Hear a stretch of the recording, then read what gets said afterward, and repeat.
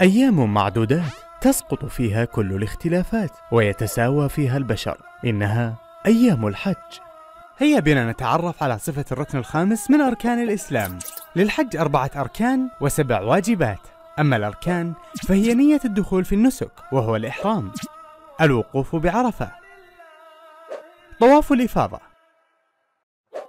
السعي بين الصفا والمروة.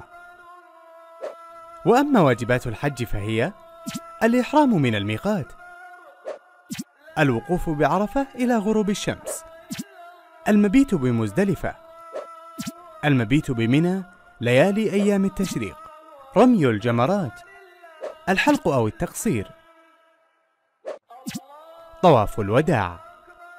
صفة الحج: أولاً الإحرام من أحد المواقيت المكانية ال5. ثانياً الطواف بالكعبة المشرفة 7 أشواط طواف القدوم. بعد الانتهاء من الطواف تصلي خلف مقام إبراهيم عليه السلام 2 ركعتين إن تيسر لك ذلك. ثالثاً السعي 7 أشواط بين الصفا والمروة. رابعاً الخروج إلى منى وتصلي بها الظهر والعصر والمغرب والعشاء والفجر. خامساً الوقوف بعرفة إلى مغيب الشمس. سادساً الخروج إلى مزدلفة والمبيت بها حتى الفجر. سابعاً الخروج لمنى ورمي جمرة العقبة. ثامناً ذبح الهدي، حلق الشعر أو تقصيره. تاسعاً الذهاب لمكة وأداء طواف الإفاضة والسعي بين الصفا والمروة.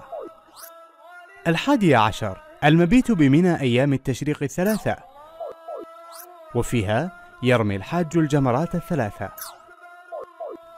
12 طواف الوداع. وبهذا يكون الحج قد تم.